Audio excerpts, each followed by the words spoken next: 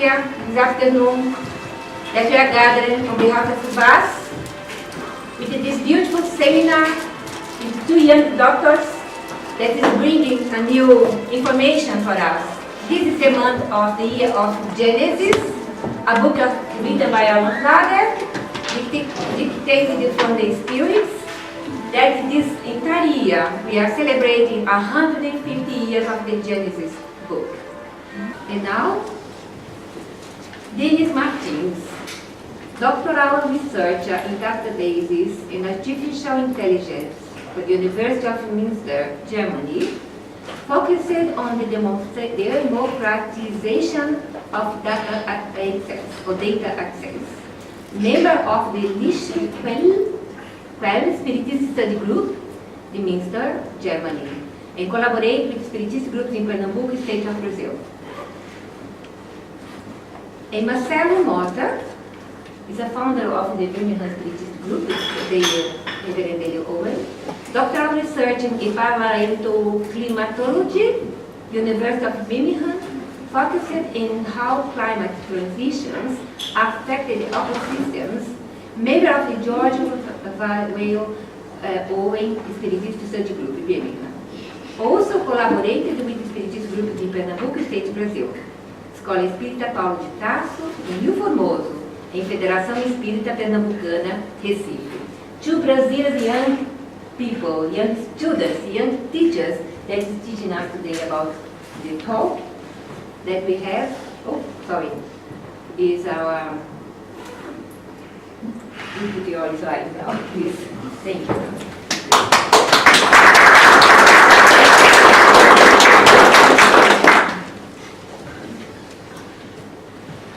Hello everyone, thanks for coming, thanks for having us today. It's a great pleasure to be here and to see you again, some friendly faces. That's really good for us. The topic of our discussion today, not really at all a lecture, but a discussion, so we expect you to participate on that also. Is self-improvement is a key to regeneration, so we are going to explain a little bit about what is this regeneration, this process of regenerating something, and how self-improvement, how improving ourselves is important, or is the bridge to achieve that. Yes, this is can I say, an important thing for all of us. We decided to not do something so formal today, and then we will have this couple discussion between us here, and at the end, as Elsa explained in the beginning, we will have some opportunities for you to make your questions and to come to the discussion with us, okay? So you will see that many times we will be changing the time to talk, to speak, and then we expect with this to create some dynamics for our talk to avoid anyone to sleep, because the thing is very important, and we know that we must make it very clear for us, because as you can see here, the self-improvement is the key for regeneration. Okay, so let's start. Just No, it's fine. let's keep talking and make it more important. So first of all, let's talk a bit about what we are actually celebrating at this event. Elsa asked us to make something regarding a book called Genesis. And probably some of you could remind that there is a famous book called Genesis, which is the very first book of the Bible. But we are talking about a different book, which is Genesis, another Genesis published more recently, in the 19th century. And this Genesis, its purpose is basically explore everything from the origin, of everything to the future of humanity. So I guess it's a bit too much, right? It's a very big, very massive thing to be approached by only one book. But this book is really important for us, the Spiritists, because within Spiritism we have this is something that we have been discussing during some few years, the structure of the Spiritist works. So basically, the base of Spiritism, which is, can I say, summarized in the works of a man called Allan Kardec. And this man, he wrote several books, and among them, we selected some of them to put here for you. And we like to use the comparison with a tree to show the relationship between those books. So at the very base, we have the Spirit book, so right here, published in 1857. This is to show how all the books of this man are integrated to each other. And from this Spirit book, he published it after many years, basically not so many years, because all these books were published in about 1 decade and a half, actually. So between 1857, actually less than, a bit more than 1 decade actually, between 1857 until 1868. And Genesis, or as it's the complete name, Genesis, Miracles and Predictions According to Spiritism, is just one book in this entire structure. So this is what we call the base of Spiritism. This summarizes basically all the knowledge that we have in Spiritism, the exploration of Spiritism in the natural world. The interesting part about that is, for today we are going to talk about the last book, so the Genesis, and as you can see here, this book it has as one of the assumptions for fully understanding this book is that you already have some knowledge on the other ones, because the other ones create this kind of base or basic knowledge upon which the developments or the knowledge of Genesis is going to be built. So we have to make sure that or as a disclaimer at least, that for fully understanding the concepts there in this book here, you have to be a little bit familiar with the concepts of the basic concepts of Spiritism.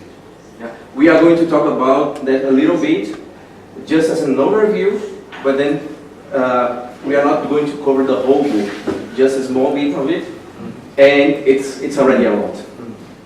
Yeah, it's impossible to cover an entire book like this. There's a lot of knowledge in it, but just for you to understand the impact that Genesis had when it was published, this is like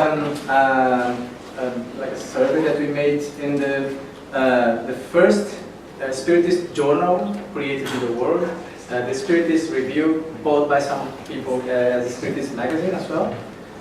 This review, this journal, or this magazine, was created by the same man, Allan Kardec, and in the issue of September 1867, it's interesting that it was mentioned one article about the character of the Spiritist revelation. This article is, we could say that it's a very long article in comparison to the other ones, but it generated such an impact among all the Spiritist readers and all the people who had the contact with this journal, that it created some expectations on the publication of this article, as well as some other ones that were written by Allan Kardec also, and some psychographies that came later, like the psychography of Galileo, the spirit Galileo, through the mediumship of an astronomer called Camille Flammarion, who is also French, and many other interesting texts that were put all together in a book whose publication was just announced in November 1867. So the expectation was so big, it forced Allan Kardec to make an announcement that the book would be finally launched for the people. And then in January 1868, we had the first edition of Genesis.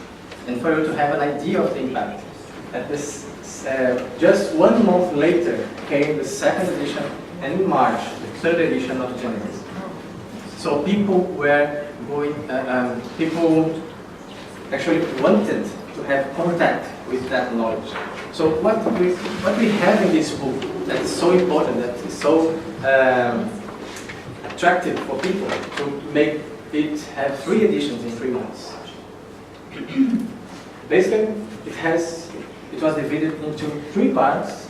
The first of which is about Genesis itself, so the origin of things.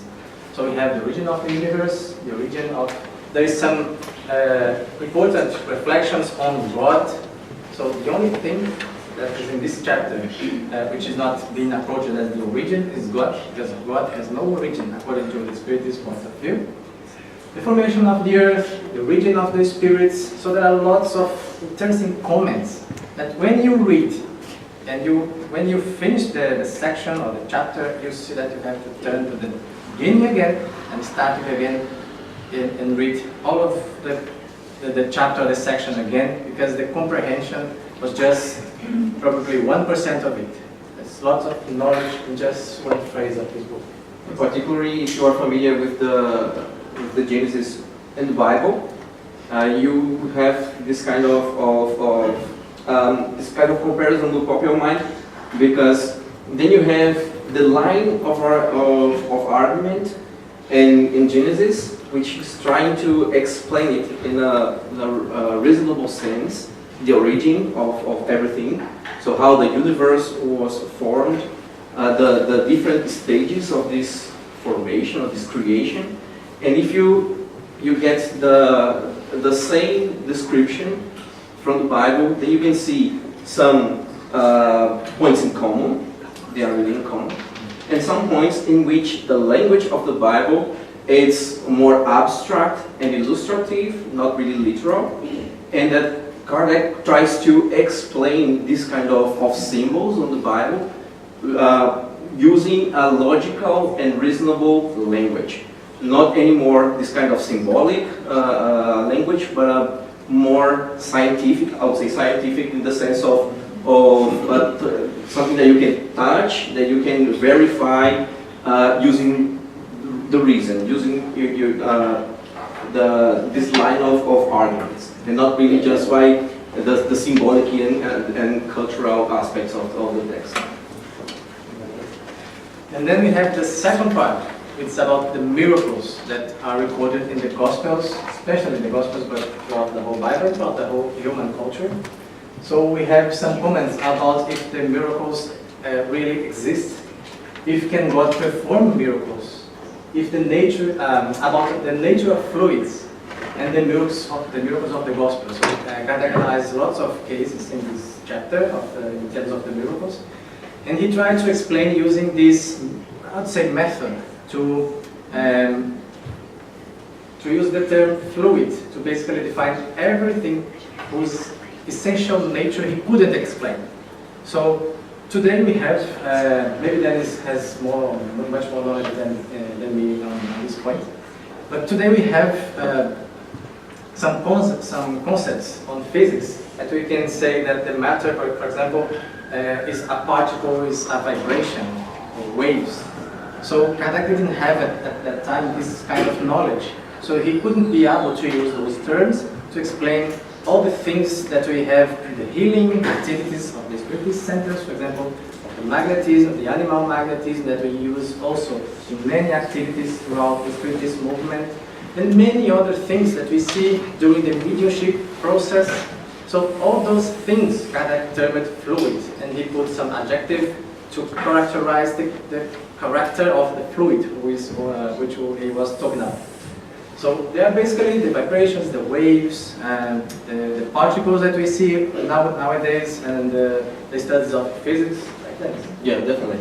So the fluid is just a term that we cannot misuse it, because if we say, okay, water is fluid also, but Kardec is using the word fluid in the sense of a type of matter that is not really the one we see now. For example, just regarding the time in which this book was written, there was no modern physics. So all the physics was based on on the works of Newton, for example. So you have the classic physics, and just after the Genesis law of Kardec, then we have this modern physics with particles and atoms and so on. And the word fluid here is really what you see now with this, as Marcelo said, the particles, the inner particles of the atoms and so on, things that we could not explain experimentally by that time, but was already, the basics of this knowledge was already in the teaching of the Spirits. And finally, and not less important, the third part of this book talks about the predictions according to Spiritism. So we have some information about what are the prophecies, the predictions in the Gospel, the signs of the time, and the new generation, so-called new generation. And this part is very important, especially for us, because we are taking many bits of it to show for you today, make some relationships between them, take some bits of also from the Gospel according to Spiritism, the Spiritist book, so from many of the other books of Allan Kardec, and from other books, the Spiritist books published after those ones, some published by some of the spirits that came from the medium Francisco Xavier in Brazil. So it's interesting that we look at these last two topics of the third part, signs of the time and new generation, because these 2 points, they have lots of things to talk us about the regeneration process. So our focus today will be just in this part here, particularly in the 2 last bits. But the whole book of Genesis covers this entire schema. And for example, some of them are very interesting. I would say that one of the most interesting is the formation of the earth. Yes. Yes. Yeah. It's really good, isn't it? Yeah, the teachings are really interesting, and you can see this kind of revelation because of the time in which it was written. We didn't have this experimental physics and science that we have now, and the instruments. We didn't have the tools to prove anything. And this is good. It's really aligned to the recent discovery of science also. That's why this book is so important for us. And then at this very last part, there is one question which is very interesting here. The time has arrived. So this is the instruction of the chapter 18 in Genesis. The time appointed by God has arrived. He said to us on all sides, where great events have been accomplished for the regeneration of humanity. In what sense is it necessary to understand these prophetic words? So here we have Kardec saying that the time that was predicted before him was already there, was started. So this time of transformation, this time of regeneration of humanity, it was already there. So knocking the door. But in what sense is that? In what sense is the regeneration, has the regeneration started? In which sense can we understand and interpret it? Is it, for example, that we are going to have a completely different word for ourselves? Is it that the word that we are seeing now is going to change dramatically in the geographical sense, for example? Well, what is it? It's like just the end of the world. Yeah, well, maybe just the end of the world, yeah. Or non-developed. Yeah, definitely. And Yeah. Interesting thing is, if we think about the word regeneration, so in biology, I'm not a biologist at all, but in biology, the regeneration, you can see that when, for example, you have this a reptile, for example, and you cut the tail, and the tail grows again. So regeneration is the process of creating again something that was there, and by some kind of hurt of pain was cut off, and then this original part is going to be grown again. So you have to regenerate something, the prerequisite is that something wrong happened, something that caused pain happened. And then you have to, the process of adjusting the body to the original state, that's the regeneration. So we are talking about bringing something to the original state because it was damaged. So we are assuming that if we are going to regenerate the humanity, the human beings were damaged in some sense. We're going to see that. That's why we ask, when will the earth reach the threshold of this effort? That's why I ask you, Denis, the expert on this kind of subject. When the earth will reach this threshold? Yeah, so we interestingly, if you go to, for example, through the Bible, if you read through the Bible, you see different different prophecies and different sayings about the times they are changing and new times that are coming. I select some of them here. So we have this Psalms. Your renown endures to all generations, and the appointed time has come. This is this book was written, or this kind of texts, which are not really narratives. So the Psalms were music that the people before Jesus were singing a lot.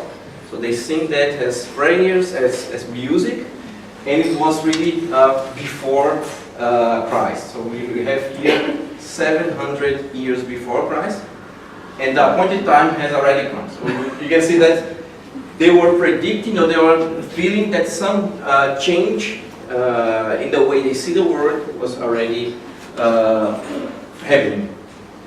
Then we have in the Gospel of Mark, the time has come, he said, the kingdom of God has come near. So we have here, during the life of Jesus, he was saying, and not only him, but John the Baptist was already saying that the time has come. So the time that was predicted by the prophets is already here. But this time has already passed for us. We are seeing that from the perspective of the future, but for them, in the perspective of someone living during the times of Jesus, these changes or some transformation in the way they see the world was already happening by that time. And then we have, after the death of Jesus, we have the Apostle Paul saying that, but when the set time has fully come, God sent His Son. So He's saying, okay, there was a time for, there was a predicted time there, and when we were able to understand that this time was already there, then God sent Jesus, basically. So He's saying, look, we are in the future. Jesus is already gone. And if you look back, if you look to the past, you see that something has changed. The time has come. What the prophet said already happened.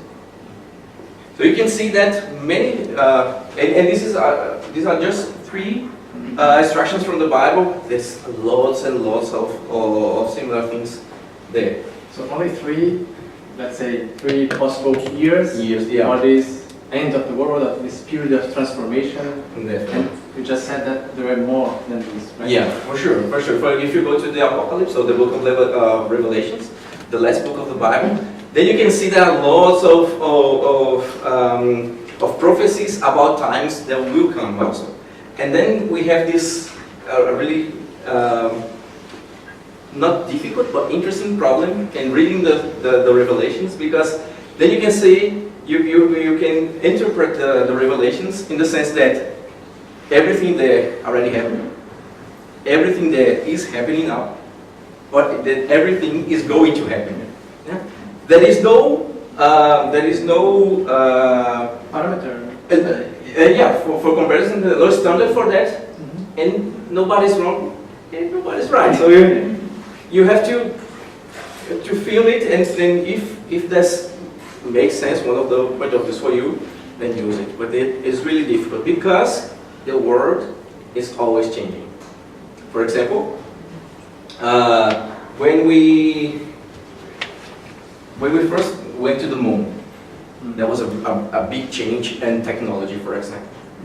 And then people living by that time could say, okay, now we have made a really good achievement in the history. The world is going to change because if you see the predictions from that time, they said, okay, in the year 2000, everyone is going to be living on the moon. Yeah? Or By Mars. or in Mars, yeah, definitely. And now we are trying to do that. Yes. Still trying to do it. It's still trying to do that.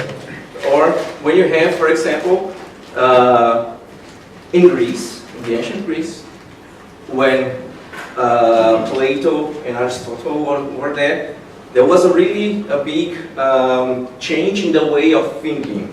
Yeah? Aristotle is the father of ancient science. And you can see that there was a really, they marked the history. So they changed the way we see science, we see technology. Yeah? So there was a change in the world.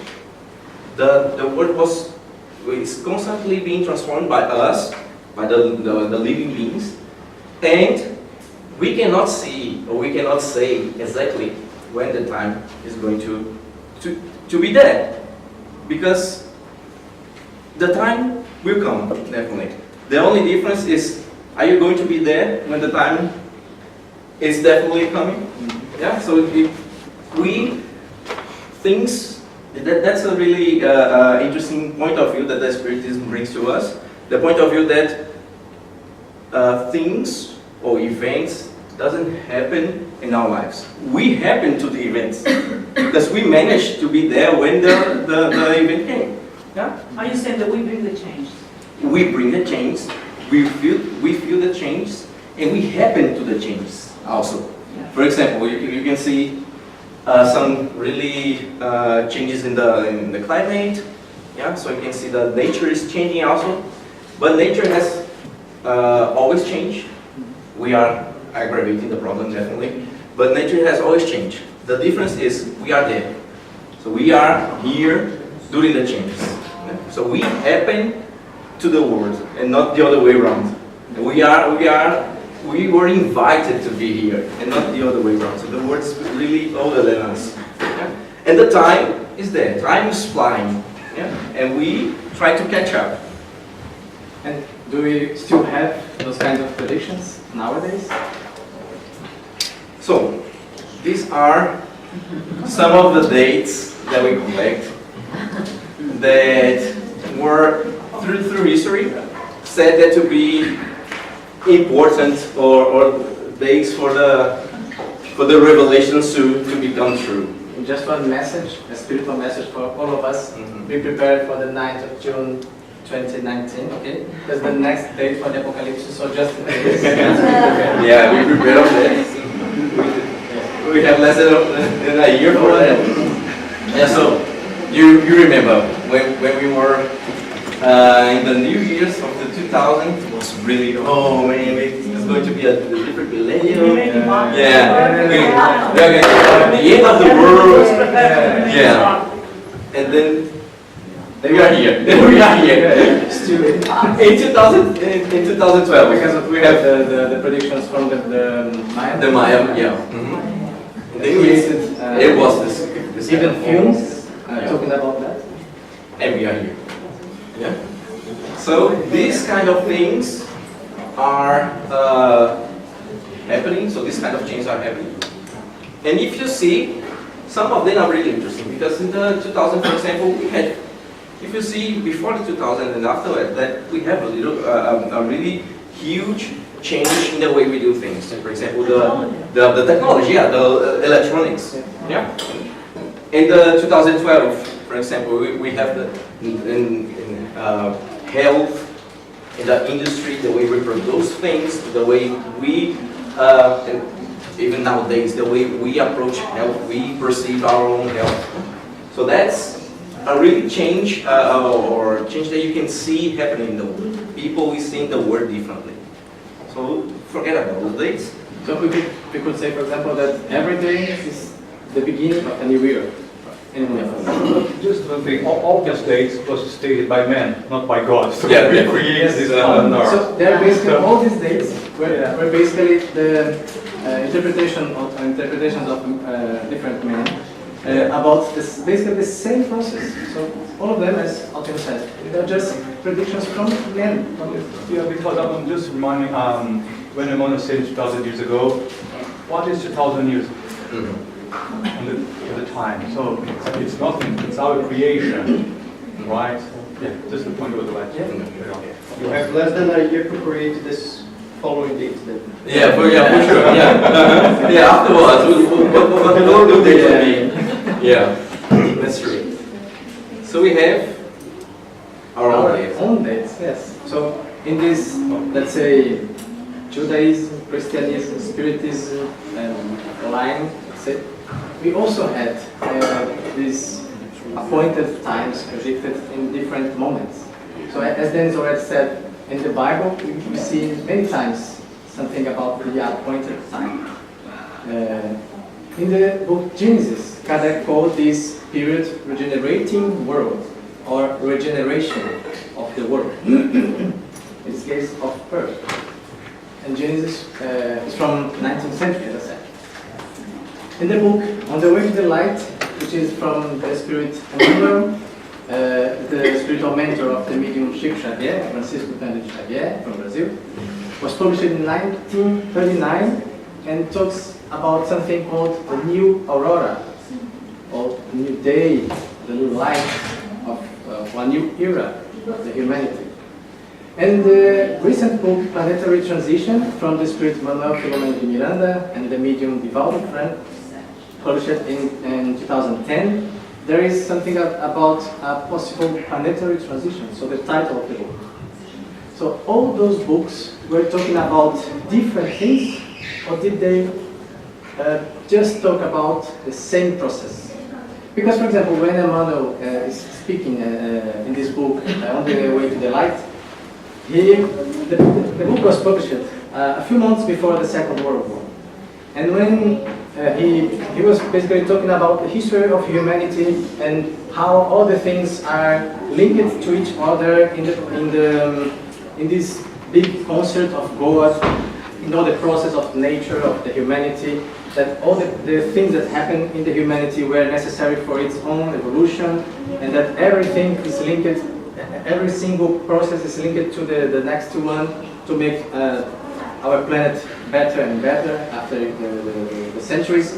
And at the very end of the book, after talking about the whole history of humanity since the creation of the universe, Emmanuel comes to say to us that there is a dark period coming, and after that a new era will start.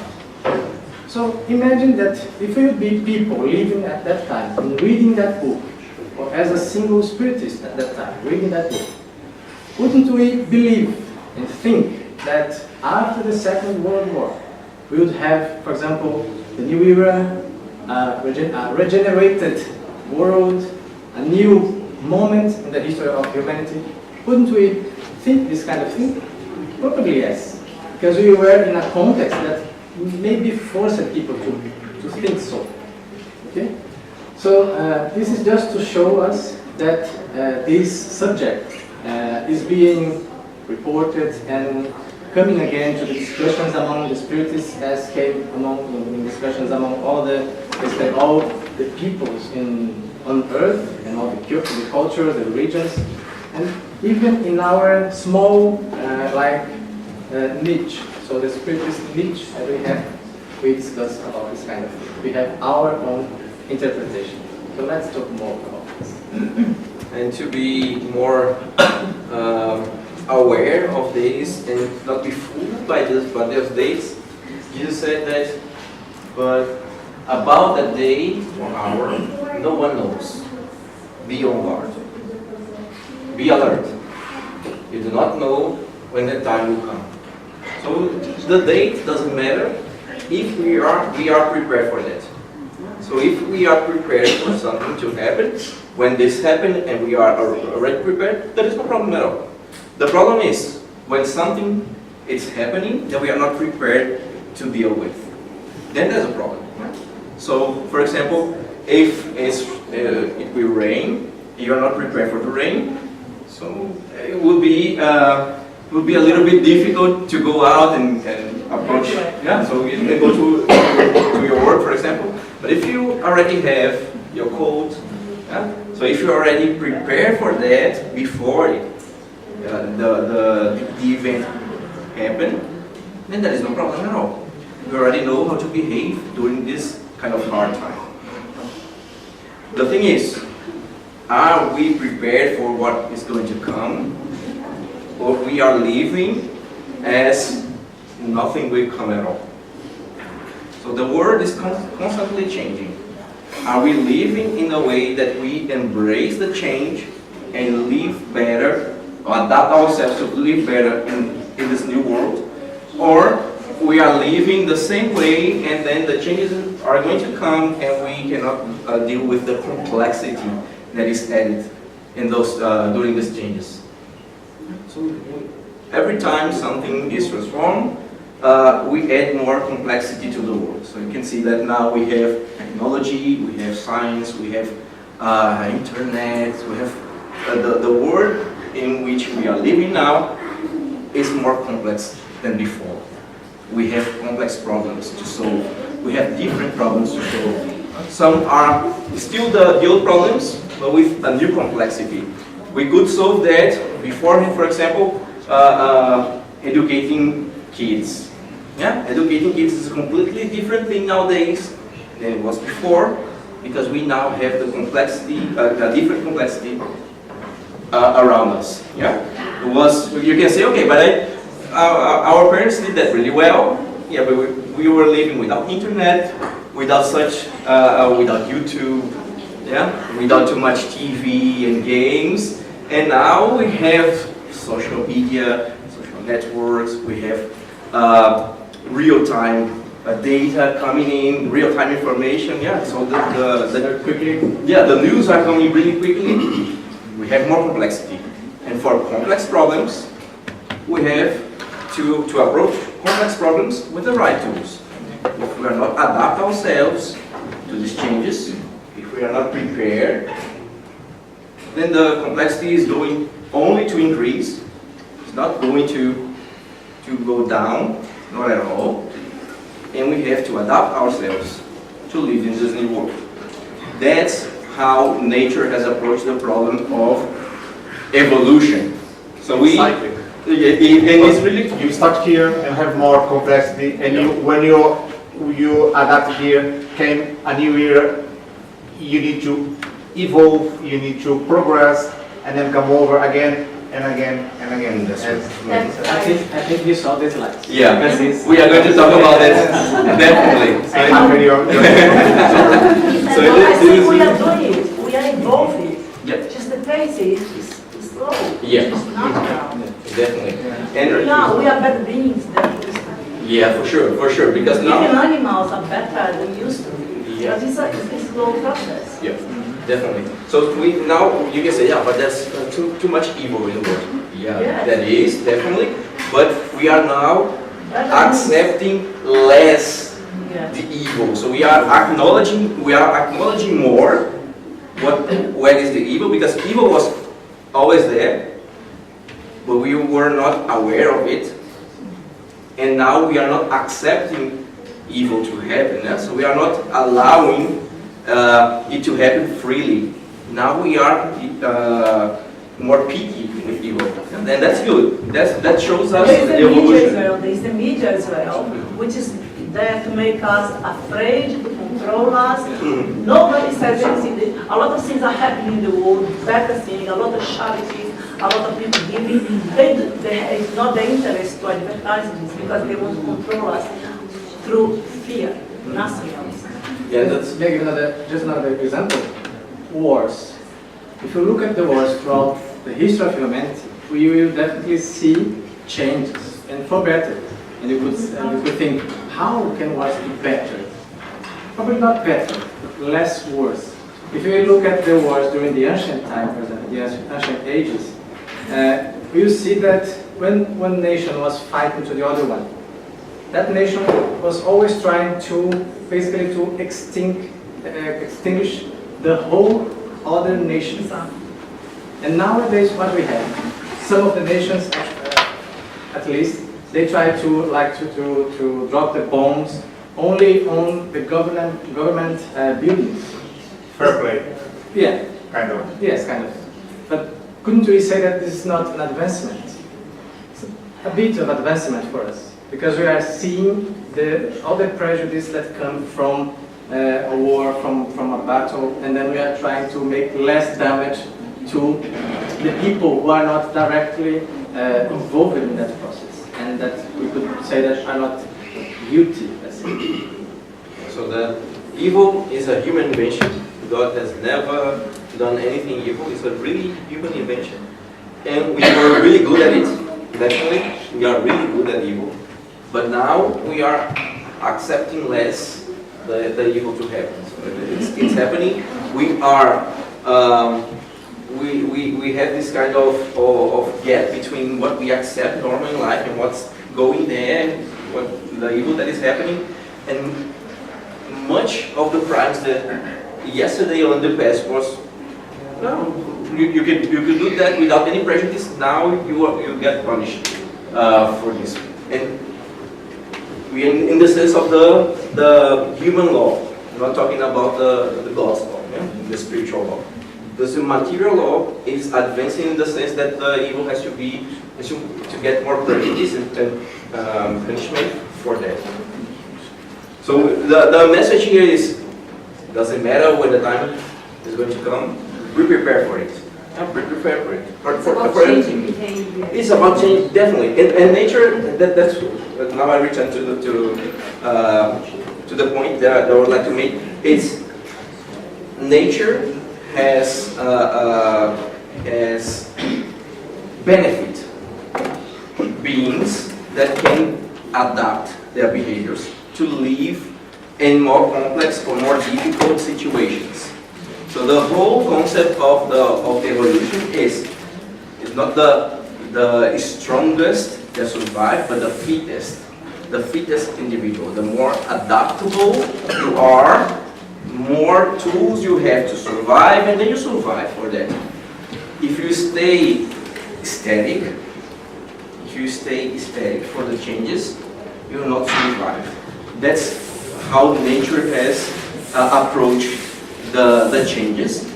And if you think about this, not in the material sense, but in the psychological and spiritual sense, if you do not adapt to the changes and the complexity that the world is achieving, then you are not going to survive in this world.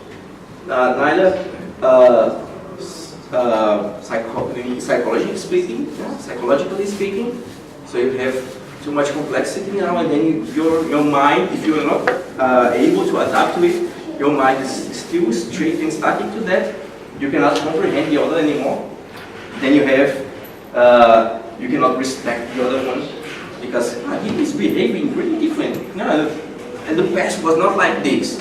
Yeah, the traditional things, the normal way is this one. Yeah? And you cannot embrace anymore this kind of respect and understand the other because you are not at you cannot adapt yourself to the changes. But can I just add, in fact of two, we're talking about to be prepared. In order, you mentioned the point of, you know it's going to rain, you get prepared, you get your umbrella or your coat. I think wouldn't the question be, do we know what we're getting prepared into? Okay. Question asking ourselves, do we know? It's about using our kindness of the heart, following Jesus, following the good path. No matter what's going on, the world will keep changing, that's the way. But so we focus whenever the right time comes to be on the right path.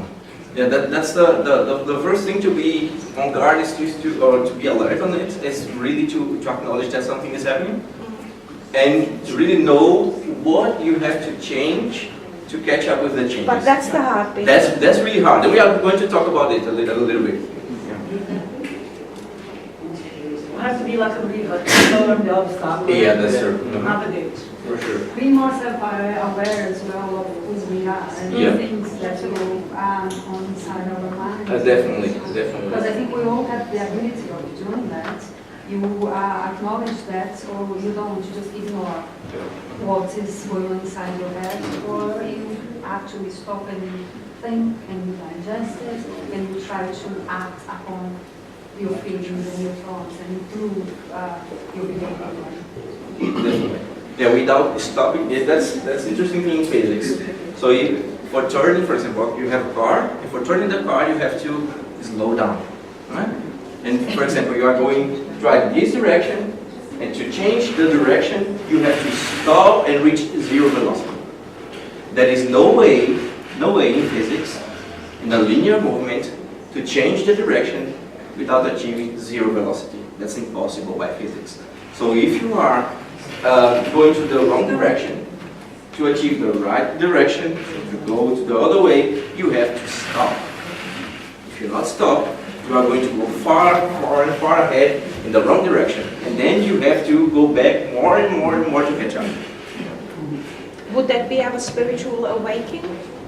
Sorry? Would there be a possibility that there is our spiritual awakening as an example of stopping and... Definitely. That the time when you realize that you are going to the wrong direction and then you stop, that will be the spiritual awakening of everyone, and also in the sense of more this kind of Christian way to say that is when Jesus will be born in your life. Yeah. So Jesus was born for. You can say that. It's your I would just say that this awakening is not like a sudden process. It's a series of processes that come in our lives, and actually it's just part, for example, as a methodology or a way to see these kind of things. That we are gonna explain now how this evolutionary process happened in the world. But this point is very point about this awakening. We'll be talking more about, I guess, in the last couple of parts, right? So they are the main part of our conversation today. So keep in mind those questions because we come back to them. We're talking about when Jesus was born. So this kind of awakening that happened in different times or in different moments of life from different people. Okay, yeah. This is interesting because there's a book. I forgot The title, I have no idea. It's Vinicius. Yes, the Spirit the incarnated author Vinicius is a Brazilian spiritist who studied a lot about the Gospels from the Spiritist point of view, and he published this book. I guess it's on the Lament of the March, on the way to the March, or something like that.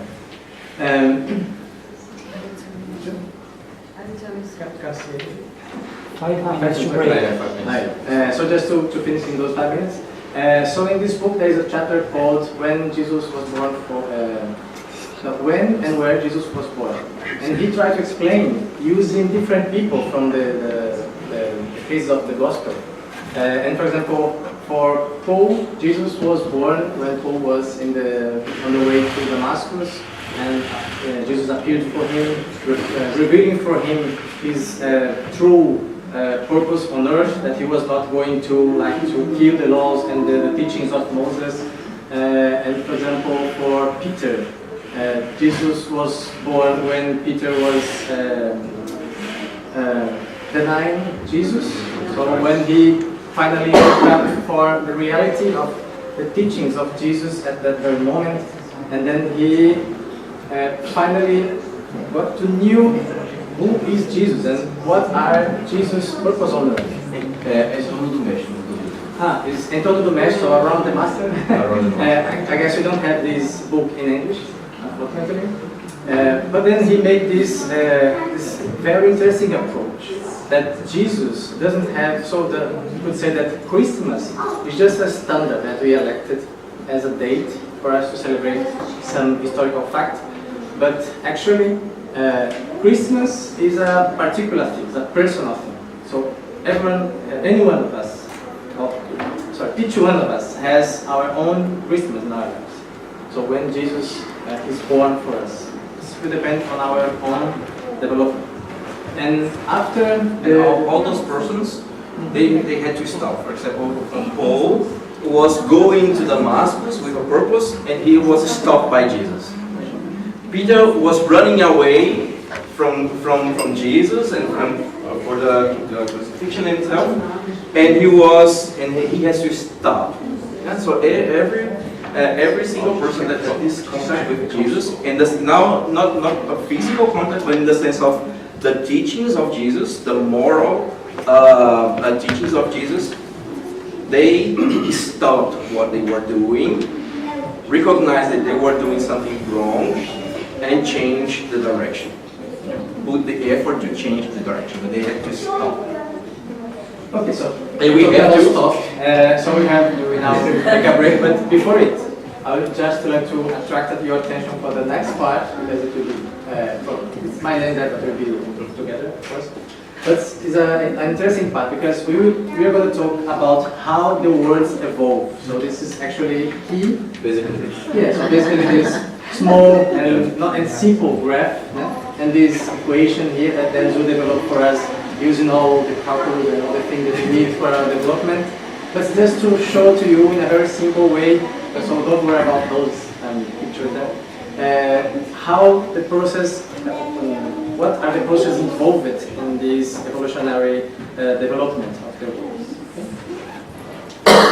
We now had our break, 50 minutes, 20 minutes.